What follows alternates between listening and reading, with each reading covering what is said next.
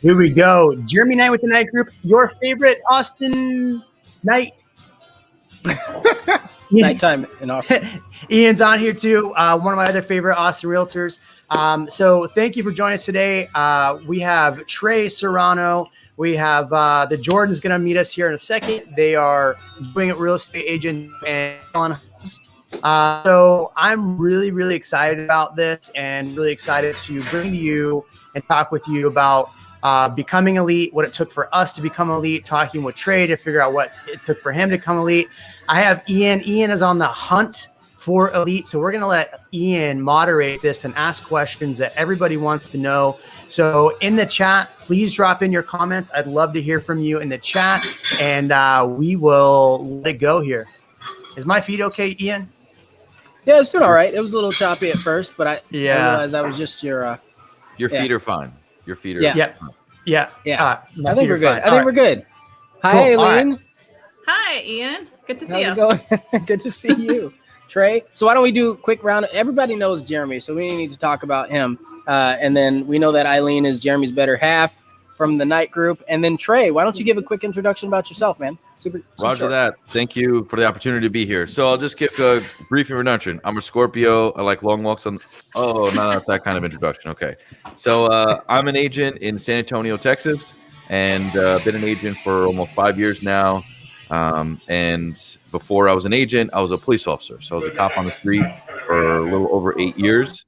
And in my year of being at this company, I just hit with Jeremy the elite agent status. So we typically close about 20 million a year, anywhere 60, 70 transactions, and have a team of 6 other agents with a transaction coordinator and some support.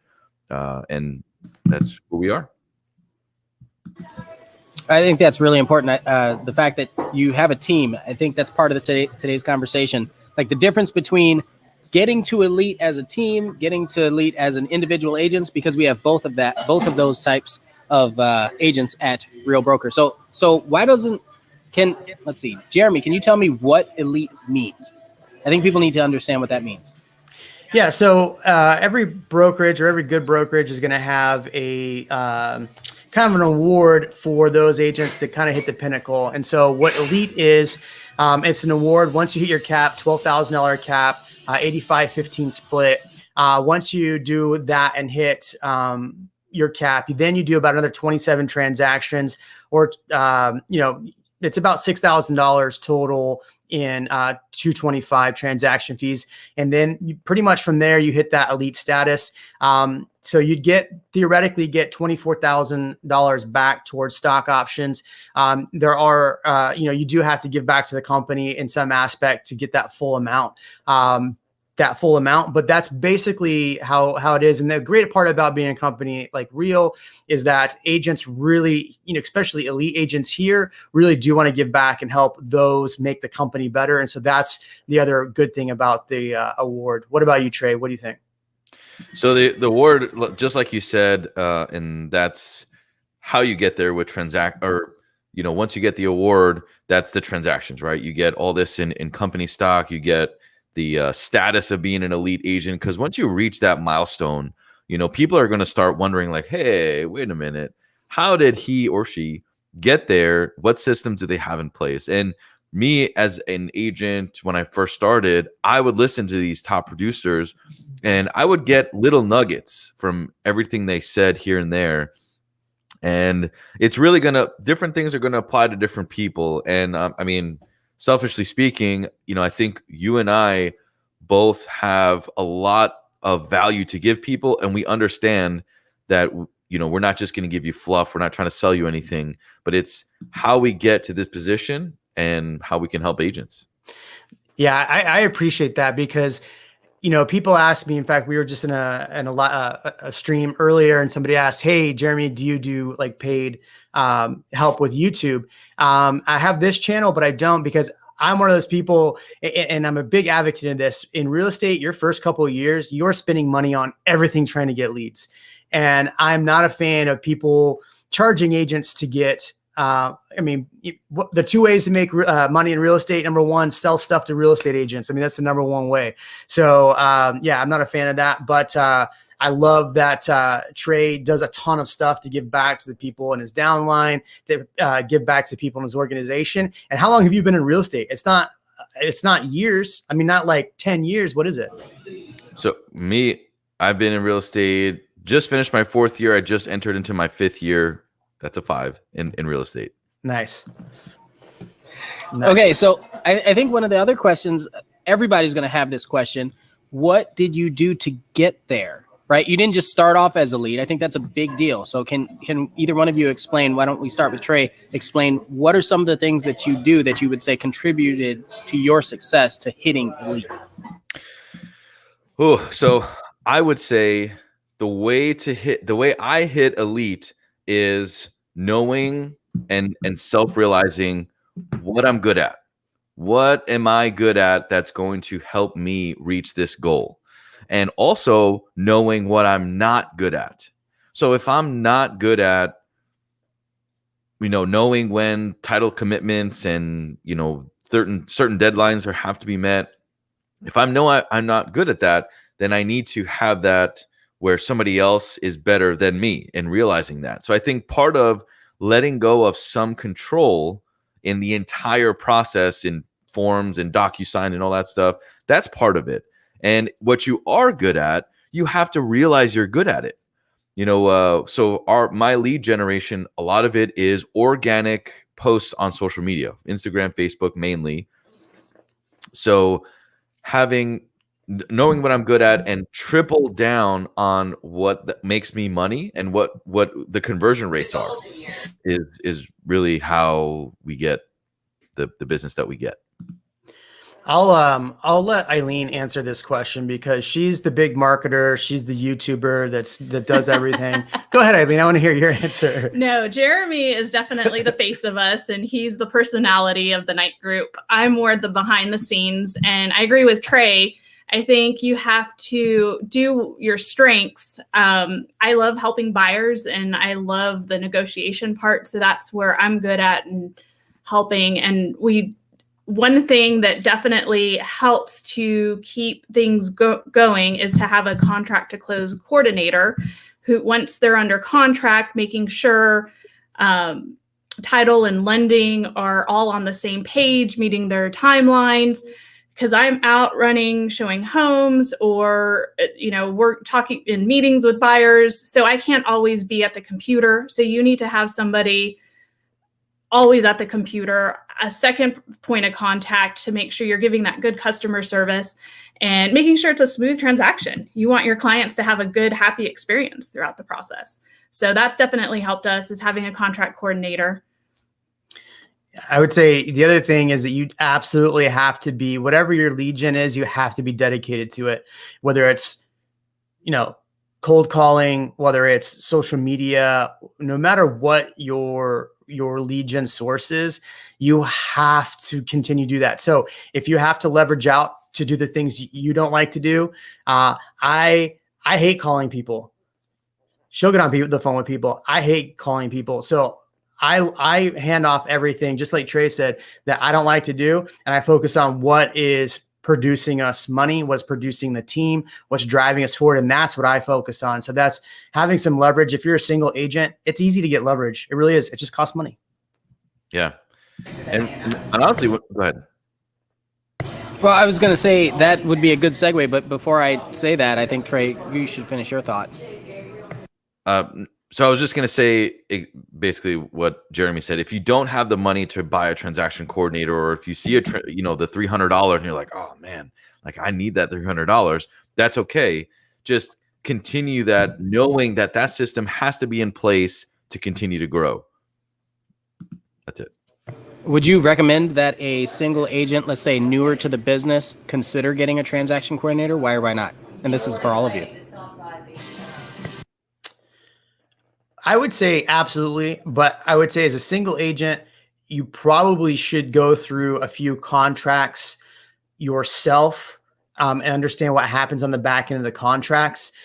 Because when stuff comes up and your contract coordinator goes, hey, this problem just arose. How do you want to handle it? You got to kind of understand how to handle it. But I would definitely recommend, once you get into like your fifth transaction, start getting that leverage. That way you can get to your 10th transaction as quick as possible. Right. Yeah. I mean, pretty much the same.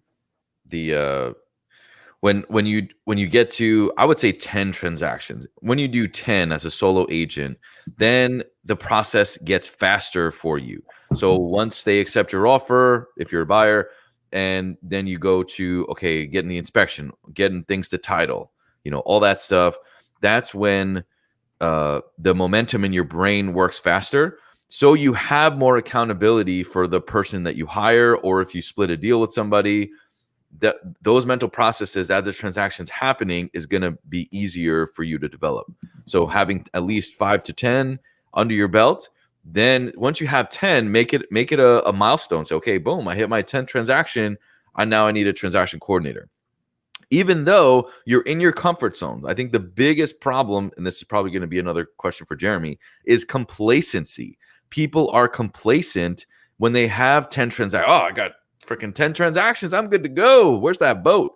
You can't do that, because you always should straddle the line of uncomfortable to comfortable, or chaos and order.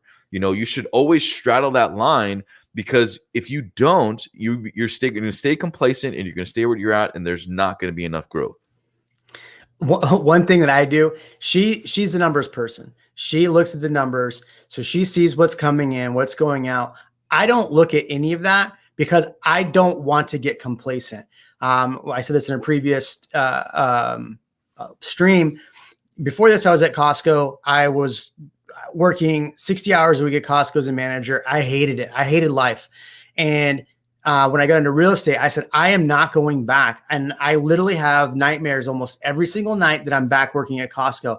And when I have those nightmares, I know I didn't do something yesterday. It was, whether it was, it's in my brain, right? I didn't make the calls I needed to. I didn't plan for the video I was supposed to do. I didn't do something the previous day. So it's back on my things to do list, and I have to do it. And I think that's what, in order to get to elite, or get to whatever goal you want to achieve, you have to have that. You have to have that ability to kind of know what your limits are and what you want to do, and just work your butt off to get there. Right. And if you think of a roadmap, right, so Jeremy, his direction was not to go back to Costco, right? So, and this is my 2 cents on what you said. He doesn't want to go back to Costco. So what does he need to have as a road to make sure that he doesn't get there, right? So his value is to be in the position he's in. So you need to have systems in place to continue a straightforward motion, a trajectory to keep in that inline stabilization to, not go to Costco. Although I love Costco. It's a great place to shop. We shop there all the time. Yeah. Danielle, hello. Hey, how's it going? Good. We got Ian's kind of moderating and asking a lot of questions. Before we go any further, Trey and I already gave introductions on ourselves. Tell us about you. Tell us about what you and your husband are doing, and how it feels to be elite. Okay. My name is Danielle, obviously. We work in the mid-Missouri area. We have a team here of 6 agents, actually, including my husband and I. We just added a new agent this week. We flip homes. We build spec homes along with real estate. So we kind of do a variety of things, but that's pretty much us in a nutshell. We have 4 kiddos, and we've been married for almost 15 years now. So, wow. Congratulations. Thanks for joining us. Yeah, no problem. That should be a whole nother video. They could fill all the squares. It's great. Yeah. I didn't know how far in depth I need to go. I missed your guys' intro. So, but yeah, it feels amazing to be elite. Obviously, just being able to achieve that allows us to be able to help others in the company hopefully achieve that as well. And then the stock is just a bonus, right? So. Would you say that your goal? Sorry, Ian. It's habit for me. Sorry, man. Would you say when you joined Real, was your number one goal to be elite, to hit elite? Me? No. So that actually wasn't even an option whenever we joined. We've been with the company for about 3 years now, and it'll actually be 3 years in October. So that just came out, I think this January, if I'm correct. But when we saw that, obviously we were extremely motivated to hit that. But yeah, that wasn't an option. For us, it was really the low splits and just the low pressure community. So. Well, so that's actually one thing I wanted to ask is I don't know that everybody's going to understand how cool it is to be an elite agent, like how impressive that is right now. How many elite agents do we have at Real? You're looking at almost all 5 of them. Yeah. That's what I mean. It's such a big deal, and so it's an incredible accomplishment. And for people that are watching, this is a huge value for them to be able to share their systems and their secrets that aren't really secrets, right? So Danielle, what would you say is your biggest contributing factor to being able to make it as to elite as an agent?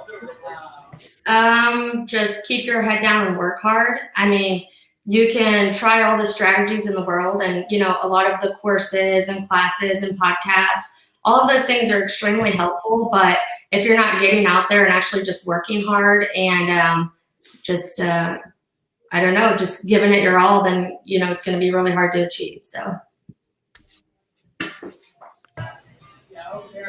okay, I think one of the other questions is, do you think it would have been possible as a single agent to make it to elite? Because all of you have teams of agents.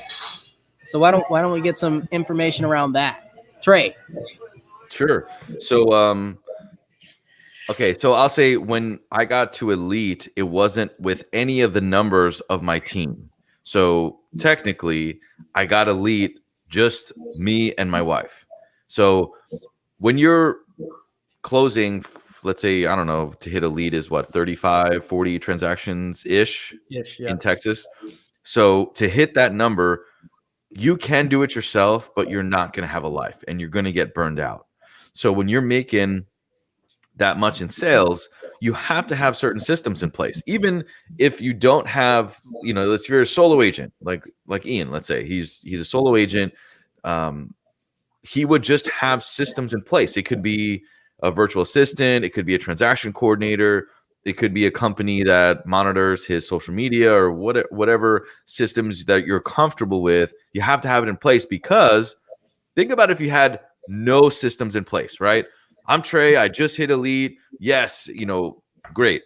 But now I'm going to hit elite again. You're going to have to do all that legwork again. So there's no room to scale, right? Just like if you fill a cup with water, there's only a certain amount of water, then it's going to overspill, right? There's only a certain amount of seconds in the day.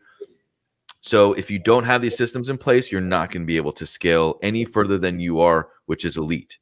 And if I don't mind just hogging the mic again, when we first started in Real, right? We started with a few transactions, and then we got a few transactions on our belt, and we're like, yes, we got it.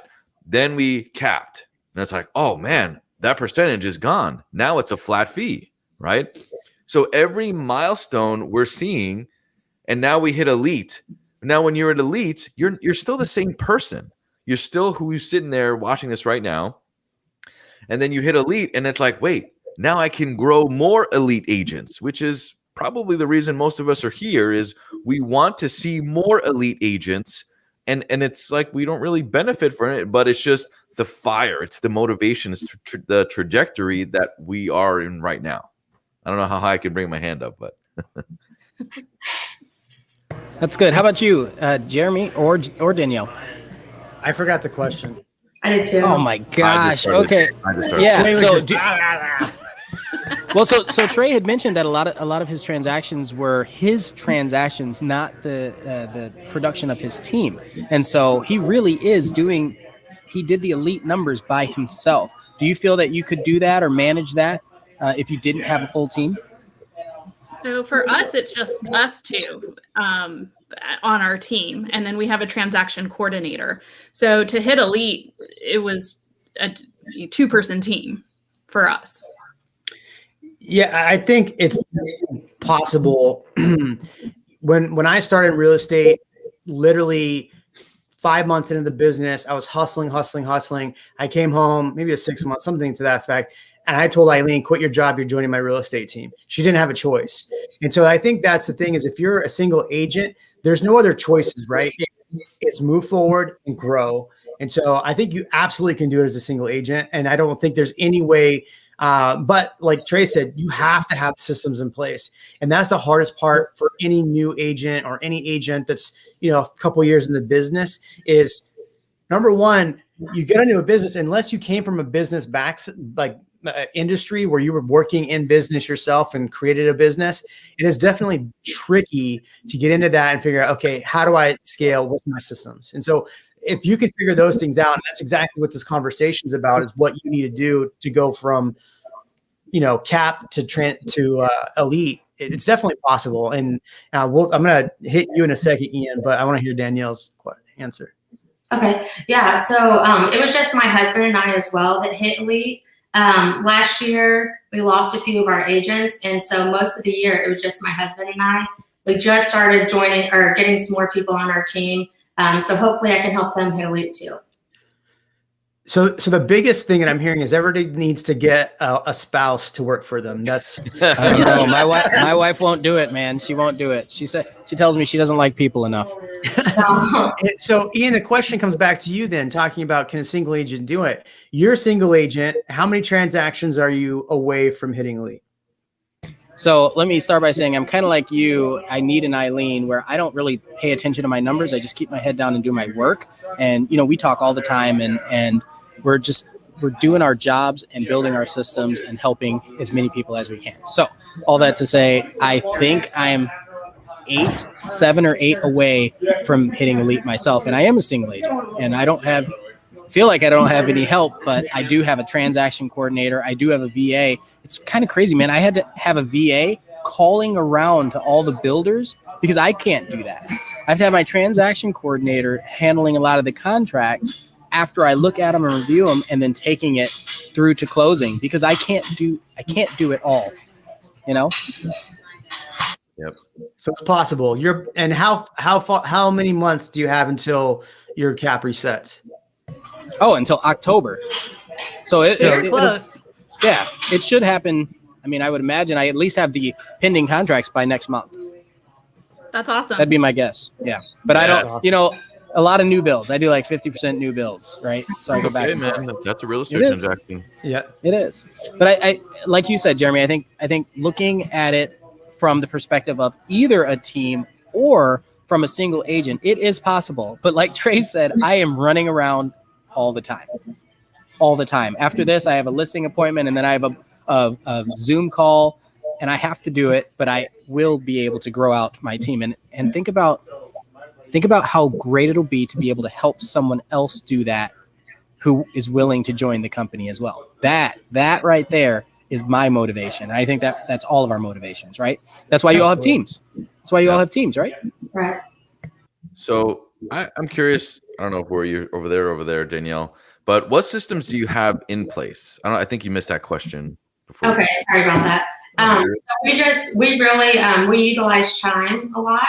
Obviously it comes with, when you sign up for Real, you get that complimentary. So that's really our biggest CRM. We do have some Zillow that we buy. And then we have a TC as well. She's amazing. We couldn't do it without her. But other than that, at this point in time, a lot of it is organic growth. We use our Facebook a lot and we use Instagram. So it's free marketing. If you want to get on there and you want to buy ads, you can, but I've tried that a time or two and I really don't have a very good success rate with that. So go ahead. What do you think, where does your business come from? Does it mainly come from Zillow? Does it mainly come from Chime, organic marketing on Facebook? Like if you were to put those 3 into percentages, what do you think? Just curious. At this point in time, most of our business comes from referrals because I've been an agent for almost 7 years now, and we're in a pretty small community. So we're blessed where everybody knows everybody. So if you give somebody a really good experience, they'll go off and tell their friends, they'll tell their family. And for us, I would say that's definitely our main resource. That's awesome. Thank you.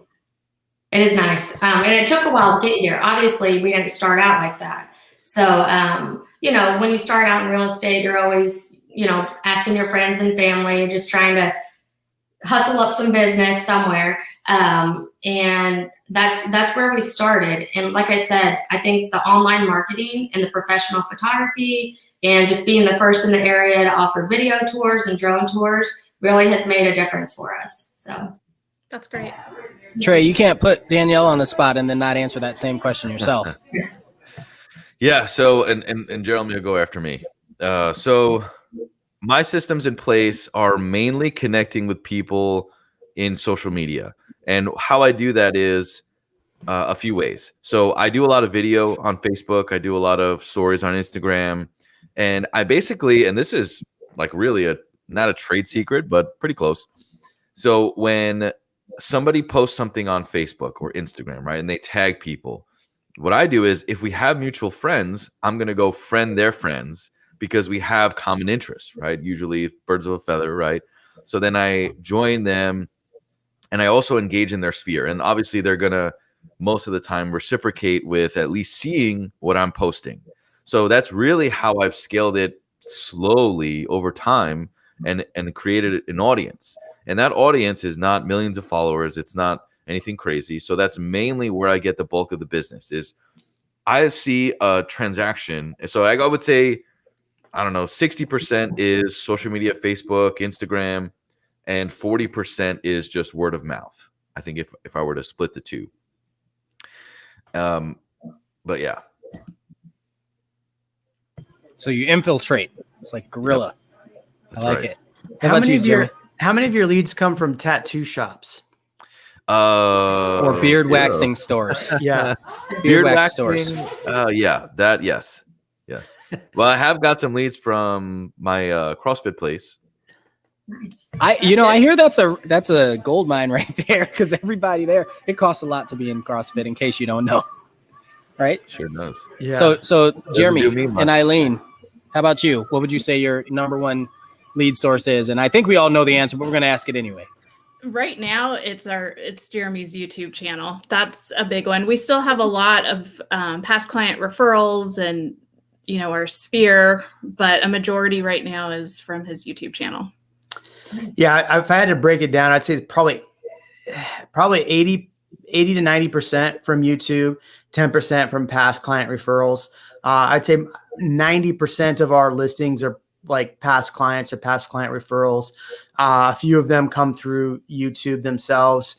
YouTube is a medium. You have to work it, differently than you would trying to sell people other stuff.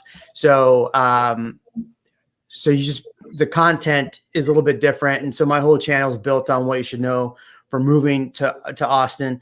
There's other people out there that do a lot and actually listings because they do a lot of listing videos. I found that to be a really tough way to grow your YouTube channel personally, unless you're doing multi-million-dollar listings every single listing. In Austin, we have multi-million-dollar listings, but until this year, everything was in the 2s, the 3s, maybe 4s. So, but it's changed drastically this year.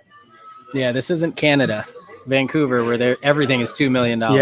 Yeah. Brad's got a cool channel, but man, everything's like $30 million. I know, but they are nice houses. I'll give them For that. sure. No doubt. So, but same thing with Brad, though. He didn't start off with multi-million-dollar homes as doing listings, right? I mean, I remember him back in the day doing like little $500,000 homes and growing his channel from there. When I say little for that area.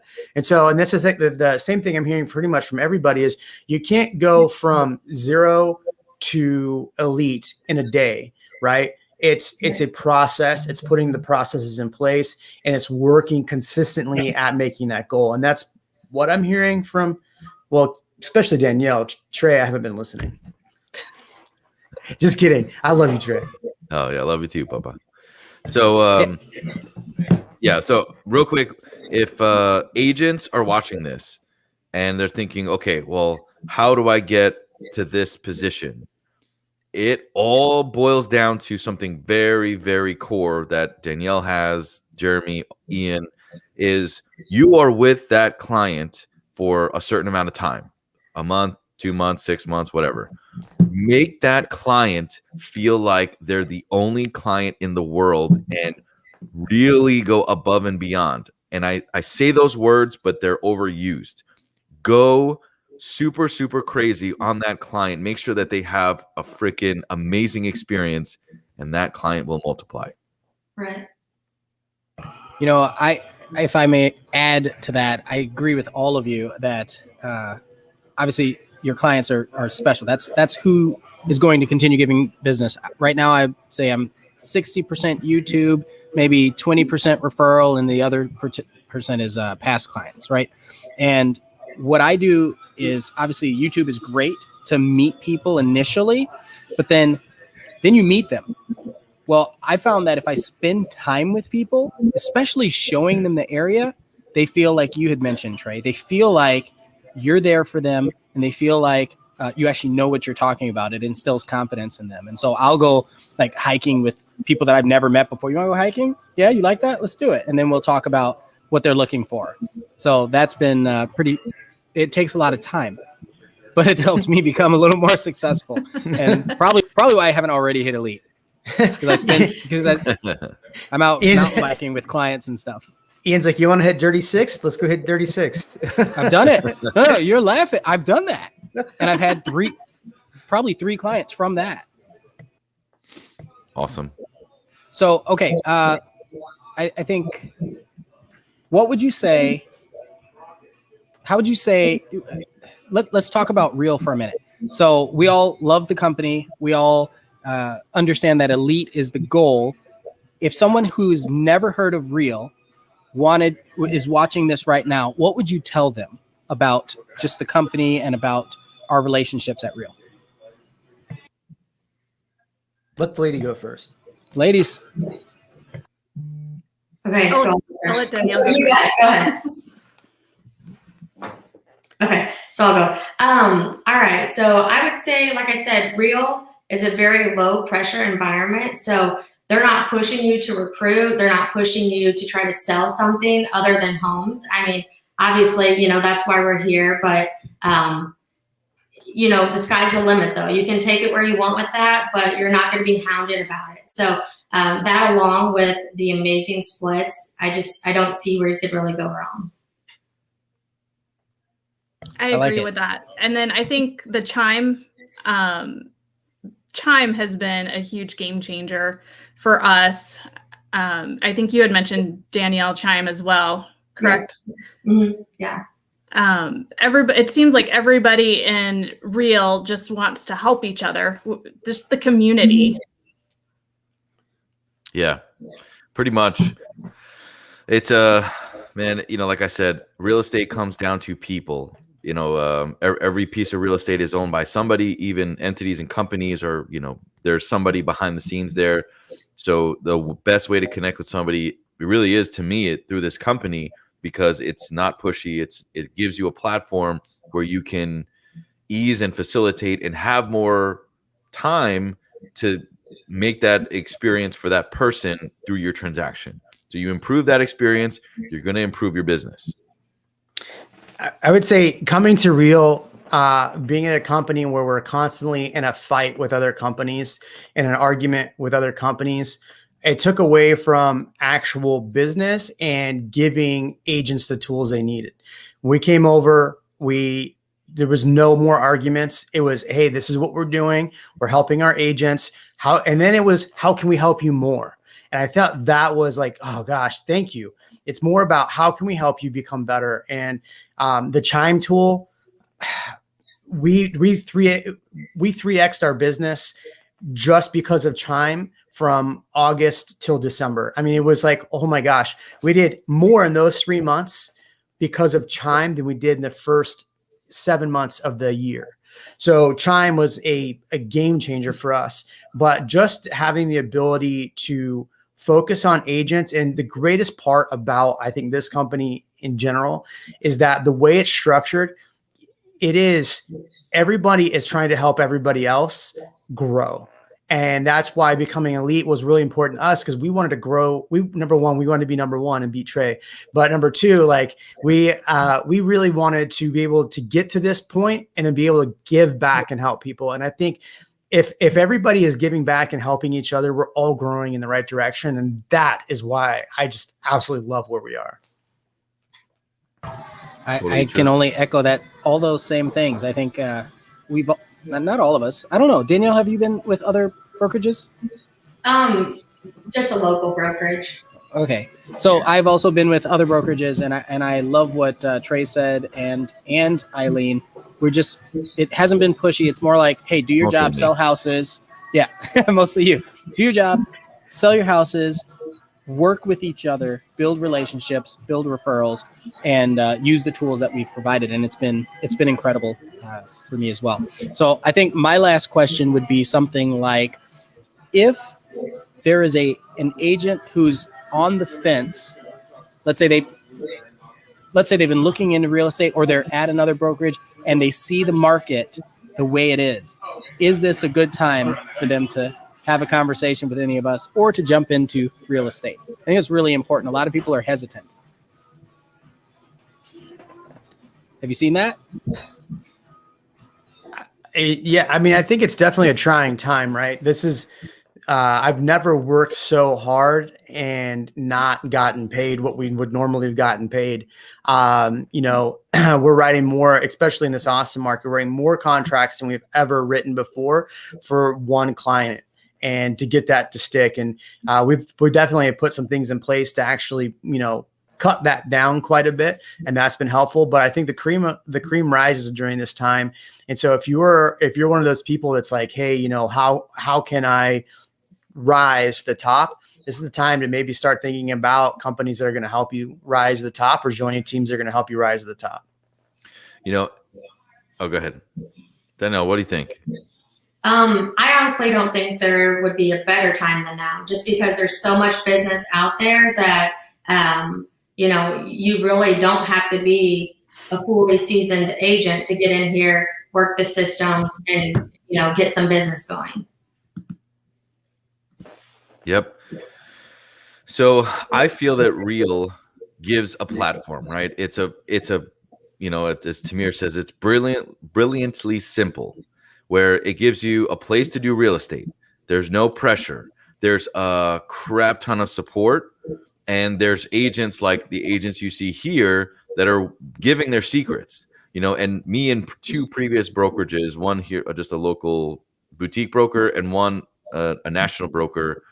I didn't get the same experience. And another thing is, what's people's motivation? Why is Jeremy Knight? Why is Danielle? She could be talking to clients. Why is Ian here? Why are we here in this podcast talking to you?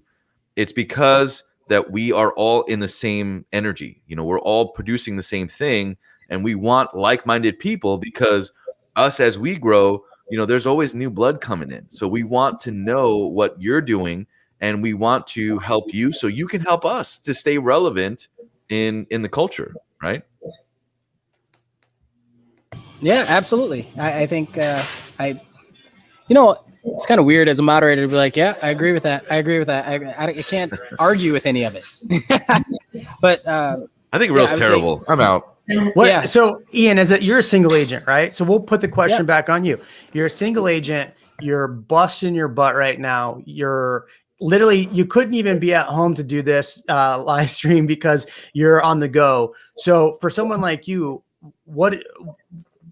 the same question, flip back to you. Is it a good time, and why would a single agent even want to be here? I actually had a team. I had a team of about 12 agents with a partner, and it was at a different brokerage, different time in the marketplace. I really like what Trey said about Tamir, that it's simple. It's really simple. I needed that. I needed to reground myself. And since then, partnering and working with people that are at this company, spending time recultivating relationships, I have probably tripled my business too. Right. And so as a single agent, it was, let me get rid of all the noise and focus on the people again. And not that I wasn't before, but as you add so many different variables, every decision point takes your mind away from helping the people that you're here to help. So I want to dive deeper into what you said with noise. What is new agents' noise that stops them from joining a brokerage or starting in real estate, right? Because it's pretty similar. I'll start. I think it's fees. When I first got my real estate license, I was a cop on the street, right? I said, oh, I'm just going to help a couple of my buddies. Hopefully I'll get somewhere. But it wasn't a big like, oh, I need to do this or I'll die. It was, hey, I had a real estate experience and it sucked and I was pissed. Her name is Karen. Her name really was Karen, but I'm not going to tell you where she worked. So I needed an opportunity, right? And that opportunity was I need a brokerage that's going to be very, very simple, that doesn't have a lot of startup fees. It doesn't have, you have to pay $300 a month. Oh, there's this freaking franchise fee, and then this fee, and this fee.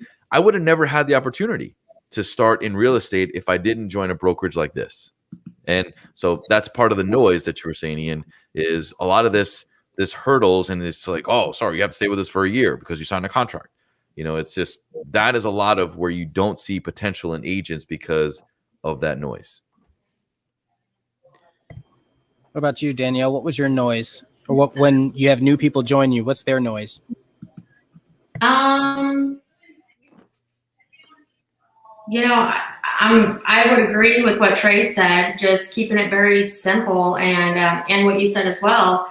I'm not really, I don't really know. They haven't really expressed their noise. I think they worry about the competition, and they worry that they're not going to be set up the same way maybe a team leader is.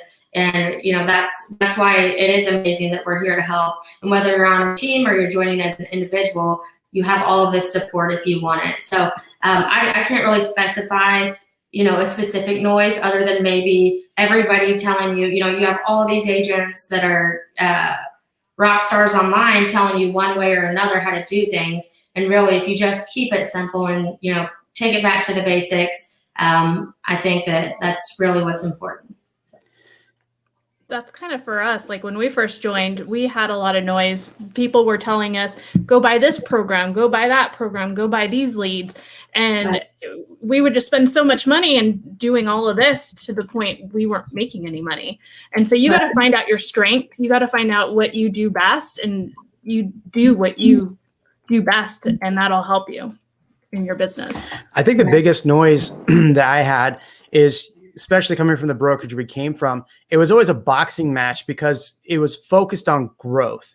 And this isn't I'm not bashing this other company by any means, but I was always focused on like, oh, we're focused on growth. It was just so many balloons in the air and so many red dots or laser cat thing, whatever. Terrible analogy, but there was always something, and there was always an argument. There was always a fight. And I literally had to shut off Facebook. So I didn't get involved in that anymore. And doing that and then coming over to a company that's like, look, we're not going to compare ourselves to other brokerages. We're us. We're real. So don't go get caught up in arguing with other people online about why we're different, how we're different. We're us. This is the reason why we're us, and we're doing us. We don't care what you're doing. And to take that off where it's not a measuring contest has been such a breath of fresh air to me, and getting rid of that noise. So as a single agent, you're going to get caught up in all of these different things. There's a brand new agent. You're going to get caught up on all these things. What you need to focus on is what is going to make you business. And when you take everything else out of it and focus on what is going to make you business, what's going to make you better, what systems are going to make you better, and stop listening to all these people trying to sell you stuff you don't need, you have to get rid of that noise and focus. And I love that our focus is growth of the agent, not growth of the company. Right. Yep. And that was deep. You got passionate about that one. Dude, that was good. You know what? I wrote it on my bathroom mirror. New agents just focus on the client. Don't worry about anything else, because once you sell, $10 million worth of real estate or whatever, this growth of agent traction and growth in your transaction coordinating stuff is going to just be there when you get there. It's like, well, how did you sell this much? And you're like, I don't know. I just freaking talk to people, but it's going to come. It just, Yeah. you don't have to work to get there. You just have to work on your business and sell real estate, period. Worry about you. Don't worry about what other people are doing. That's 100%. Worry Yep. about you. Don't compare yourself to the other guy on Instagram posting about how much business they have. You are not them. You don't have to be them. And you know what? A lot of people look at that person and think they're cheesy or for whatever. They don't like them, and they're going to like you being real. Ooh, that's good. I like I that. almost should cut it there, but I can't. So I'm actually talking to an agent that is considering coming over, and it's kind of that same thing. She goes, if I leave this brokerage, where am I going to meet people, or where am I going to get all my leads? And that to me is the one thing that I think we all have echoed. We create our business. The broker doesn't create the business for you. I think that's really important. You create your relationships. You handle your clients. And so that a lot of agents, especially if they're new in the business, it seems like they think the broker is going to do their work for them. Have you seen that? Yeah. Brokers make money off of you. Yeah. It's simple. That's it. Okay, so I think we're coming up on time. Why don't we do a quick roundtable, last minute thoughts? And why don't we start with Danielle? I'm going to call you out every time. Danielle. The pressure on me. I don't really have a lot of, closing statements or anything that I could say. I would just say if you are interested in Real, go to the website and just, review what they have to offer, and just know from our testimonies here that it is a solid company, and it's very laid back. So. Yeah. So I would say, keep it simple. Everybody started in real estate, number one, to help people, number two, make money, and just focus on that. And these systems and processes will come in time, but you need to focus on execution and executing for the client, having them as your cheerleaders, and then building on that. That's it.